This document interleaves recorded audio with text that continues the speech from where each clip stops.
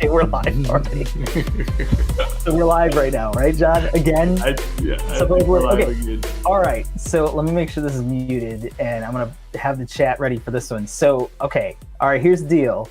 I want to apologize for the connection issue that we did have because we were previously live, and then we weren't in the middle of something I was really excited to kind of talk about. So hopefully there's people here, and thank you for coming back and sticking with us. If you are first joining, extra sauce, as we call it, which is the Sony After Hours support. My name is Derek. With me is Larry. How you doing?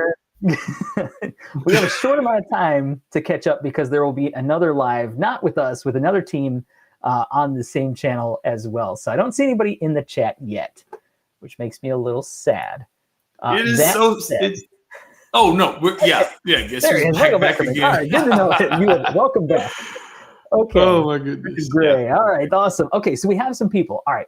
Now, because we don't have a lot of time, I do want to actually finish the question. Thankfully, I left the live chat open conveniently from the part one. So if you're joining us from part one, we will continue on. All right. So we were talking about a question from Pete, which was how do you determine what size TV to buy based on the size of your room? And I first started out saying, well, it's really based on preference.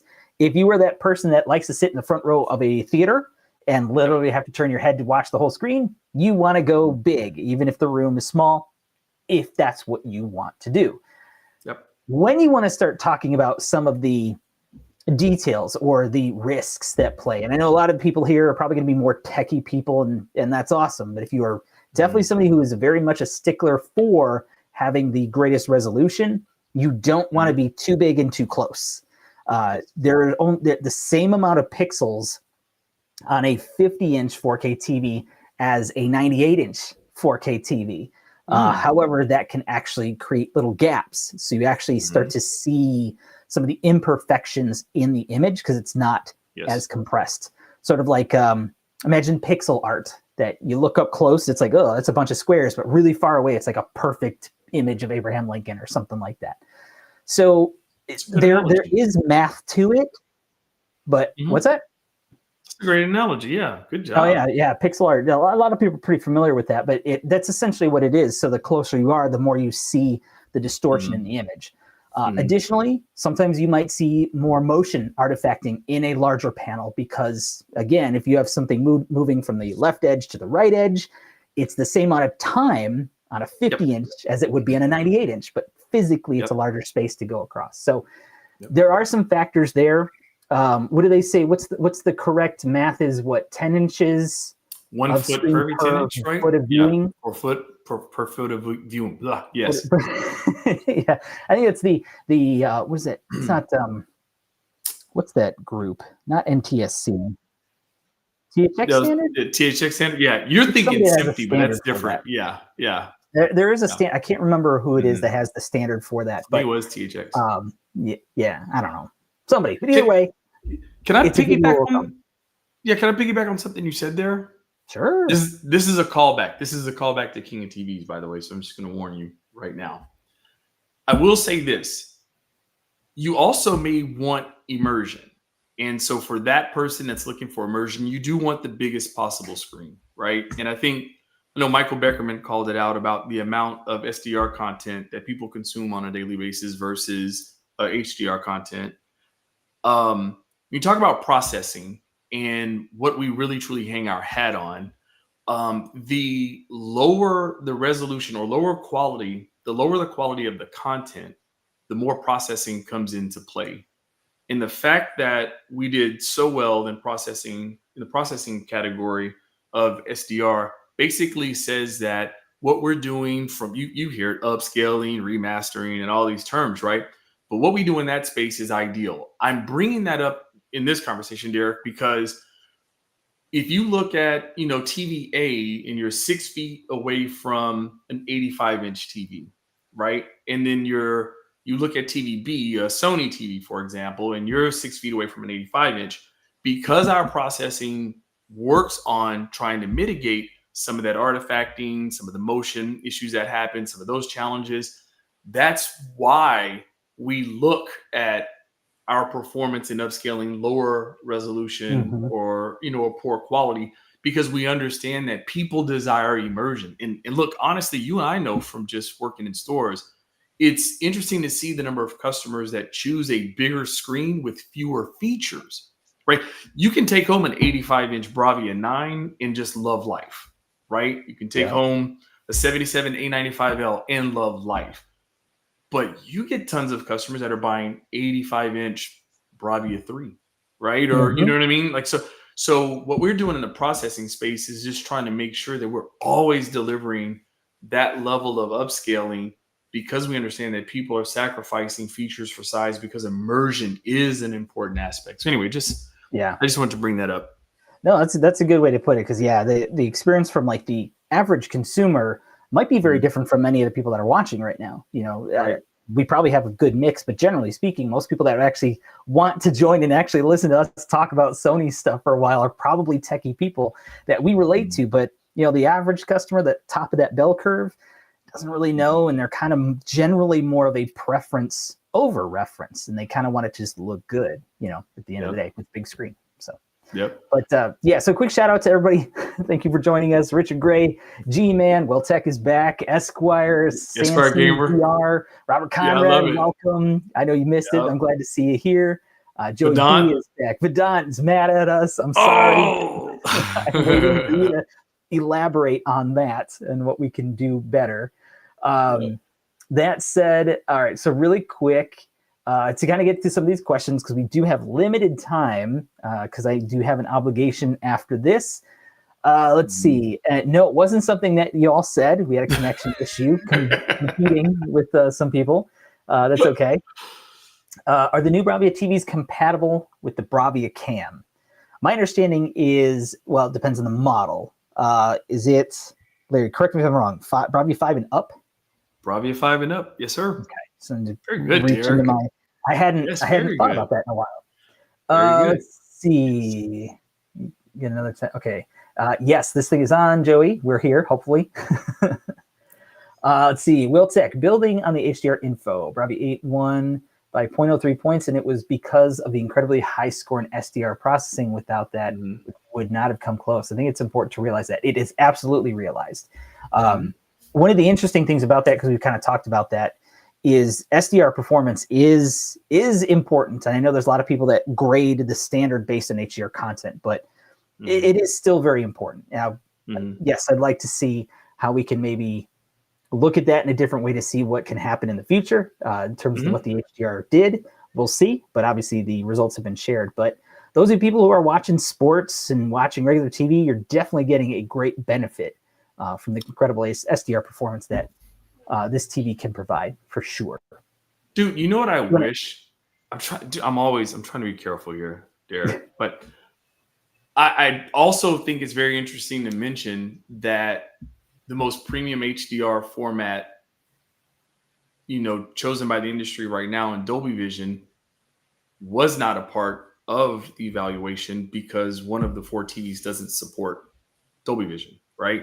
So I don't want to just look at the HDR number as if it's sort of, like the gospel, if you will, of HDR performance, because, it would have been very interesting to see if there was a different avenue that was taken. I'll just kind of leave it at that. Leave it to your imagination what I'm trying to say there. Makes me wonder too, what the fact that we have Netflix adaptive calibrated mode, Prime calibrated mode, like, would that make a difference too?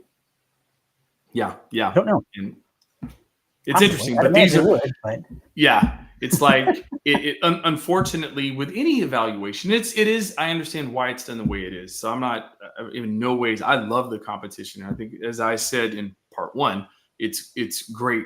But in order to do, you have to create apples to apples in order to do an assessment. And sometimes creating an apples to apples scenario is stripping away some of the things that we're very proud of. Our partnerships, to your point, Derek, our partnerships with those calibrated modes and things like, could you imagine sports viewing or live sports viewing with Prime Video calibrated mode on? And you've seen that for yourself, what that looks like, a whole different thing, bro. Yeah, how advantageous would that be for us, right? So but I get it though. But it is a great baseline, and it is grounds for great competition. And look, we want to get to a point where we just dominate every single category, regardless of the situation. And we'll continue to push to that because that's who we are. Mm-hmm. Yep. Well said. And there's still more stuff coming in. So we got 11 minutes to get through some of the stuff. All right. So let's start wrapping up, if you will, because I know that. So, okay. Where did I see it? There was a question about connecting Theater U, G-Man, Bravia Theater U and Sony XM6 headphone. Can't they be paired to watch a movie together? So you can't. So even though you can connect two Bravia Theater U's, you basically connect one to the other, which is then connected to the TV. In this case, it will not work. However, a way around it, if you do want it in that circumstance, there are third-party adapters that do offer dual Bluetooth pairing that connect typically through digital audio, optical, or something like that, Toslink, some version of that. Now, you could go that route and connect them both to the TV through this adapter, but just a caveat to that you would not get the 3D audio capability from either the headphones or the Theater U. What do you think? I have a question. Is the WLANS7, I know I screwed that up, the puck, is that still available? I believe it is, but it doesn't allow for dual pairing. But it connects it does optical, right? It can connect via optical, right? I see what you're saying. Because optical is always live. So if you went WHM6 or because the puck allows for 3D, that spatial audio experience. So if you went Theater U to the puck, for example, and went M6 to the TV, I don't know. Something to test? It is something to test. It's always live, right? If I'm not mistaken. I can see if I can test that. We'll have to follow up with that one. I will. I need to make a note, otherwise I'll forget. Take the next one, Larry, while I make this note. Sweet. I wasn't even keeping up, but cool. All right, let's see. You're doing such a great job. I do want Into the Future. I'm sorry, Into the Further. Jeez. Into the Further. Okay. I love that name. It's very cool. Yeah, I do too. Yeah. Congratulations on another win, gentlemen. Remember, while there is always room for improvement, you can never please everyone. Even if the B8 Mark II had the highest, brightest in all TVs. Yeah. So here's what's cool about that. I appreciate you saying that, and we definitely realize that. What I love about the challenging dialogue or the challenging comments is it lets us know that although we're proud and happy where we are, there's still a ceiling that we haven't reached yet, right? And I know our engineers appreciate the challenge of trying to grow and improve what we've been doing. I love what we're hearing. JT at the end of the stream, I'm sorry, at the end of the stream, he said the thing that he took away from the competition is, I mean, obviously the industry is collectively moving forward, right? Everyone is working to get better. And the benefits of that are you all and consumers all around. I'm old enough to remember when airlines used to get in those price wars, right? With flights and everything, them not just being ridiculously expensive now, but the consumer will always benefit when there's this competitive edge to innovation and technology. And I love that. I love what we're doing and where we're headed. Mm-hmm. Yeah, I love. I wanted to call that out on part one that you mentioned that, because it is good to see that the competition is improving, because that forces everybody to start to improving, which we all win as a result of that. And also do appreciate you made a comment, I don't think it was on part one, about how it doesn't matter what we do, somebody will not be happy. Mm-hmm. I wish it had more of this, or it did this better. And you're absolutely right. And that is the challenge always. And you're right. You will never please everybody. Try to get as many people as we can, though. So. Pete looking for a demonstration of Bravia Cam. So I might have to put that on the list. We did that before. I don't know when, but we should look into doing that again as well. Yes, August 8th. Yeah. Vedant has I know we're limited time. Yeah. Vedant, you said also, can you guys add the entire TV settings in the Bravia Connect app? Let me ask you a quick question. Now I'm going to get greedy because I do want to take this back. I communicate with that team. you want to be able to adjust the settings in the app without the on-screen display popping up on the TV. If I'm understanding this correctly, you want it to be able to change in the background but be visible on the phone. I'm assuming that's what it is, because obviously you can navigate to the settings. I should mess with mine and make sure I remember. But or do you just want to have the ability to be able to go through the settings on screen, but using the Broadway Connect app? I want to know specifically how you want that to come to life, so I can share that with that development team. Yeah. And speaking of, Vedant also had a question earlier, and I have an initial reaction to it. Let me find it. Having an issue with the theater quad and the A95L both connected to the same local area network. Broadway Theater quad cannot be connected to the network. Check your home network environment and try it again. Have you seen anything like that, Larry? Or is that something we should probably recommend reaching out to region support? Sony support, just to see if there's any sort of issue with that. I have not seen that. Being, a known issue of any kind. So I would definitely reach out to Sony support, because I know that stuff can sometimes be a challenge. I know there's probably going to be all the typical questions. Did you reset your router? Did you try to check any settings within the router? If you've not had issues and suddenly you are, it's possibly if there was something that was updated that made it have some sort of issue. But yeah, please reach out to Sony support to try to get some further deeper assistance on that. I've not seen it, but I don't have one to work with. But all right, what else? Let's see. I know I've seen quite a few comments here. I don't want to say quite a few. A couple of comments. Caden and Brandon.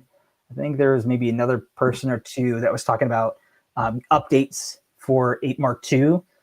A lot of that feedback, of course, of what came through from recent reviews and, of course, the event of what's going on. So we'll have to see what happens in the future, but it is definitely something that they're looking at for sure.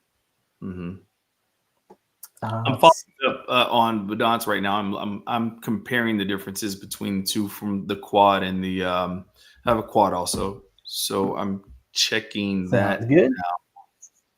No, it's not. By now, most of the people here know that Derek has an A95L and I have a Bravia 9. Clearly, we draw our lines OLED versus mini LED, and that I have a quad and Derek has every other theater system. So, yep. All right. So Vedant did follow up. Yeah, basically same menu. How do we change settings on the quad exactly like that? So yeah, kind of looking one. Yeah, Vedant, let me look at that. And then on 818, I'll have a bigger answer, because I was looking at TV settings. Obviously, we can, under picture mode, you can change under picture and sound, you can go picture settings, you can change cinema, professional, whatever the case may be, and you can adjust brightness up and down. You're kind of limited there. Any other detailed settings, it's referring you to go to the quick settings menu. I need to go to my quad. I never adjust my quad, but I'll take a look at that and I see viewing position, settings, base level, all the settings. Okay. I'll take this back. All the stuff. Yep. I'll take it back, my friend. Let's see what we can get done. Thanks for that recommendation. I love it. The other question that came up too, and I might need your assistance on that because I can only think of one that I'm confident. I believe there's two that I know of, and I don't know a lot of them. Where did it go? Oh yeah, Pete had a question. What video conference apps work with Bravia Cam? Now, correct me if I'm wrong. Should be Zoom, and do we still have Google Meet? Google Meet is exiting, but it is still around right now. I think I don't even know if I was supposed to say that. I think it may be exiting, but yes, Zoom and Google Meet. There you go. Let's see. You're forced into Vivid mode if you want the brightest possible output for SDR. The Vivid really cranks everything up to really make it stand out. Generally more for retail environments to really make them pop. Make people be like, oh, preference super vivid saturated, but sometimes that's just a bit too much when you actually get it home, and then people usually watch in standard and they're generally happy. So Agreed. Meet or meet? It's meet. As in we will meet. Let's see. Sony stated they keep the brightness dialed back on purpose. I've not seen that statement. I've already told you Sony said this, even in Vivid, even in the high, it doesn't matter. Sony does not use full panel brightness. Yeah, and there's the I don't have. There are reasons. There are reasons for it for sure, and I think you could say that for the longevity and reliability of some of the technology, I think it's a good win for people to have product that lasts a long time. So that's definitely a factor too. But I also know, again, there's you have those people that's like, well, I want it this way. Totally understandable. So, but yeah, we'll see. We'll see what happens in the future, though, for sure, if any of that changes. But we can share that as a bit of feedback too. Yes, we we know, we hear a lot of things that happens. That's kind of what we're here is. We're here to share the information here, the comments on all our videos. We talk to creators, we talk to media, we look at articles, we look at forums. There's a lot of stuff, not so much us particularly, but teams within Sony to find out what's going on. And if there is something that seems very strange or that shouldn't be the case, why would that be that? They definitely share that information. Yep. Cool. I'm gonna rapid fire a couple because I know we're up we got to wrap. Yep.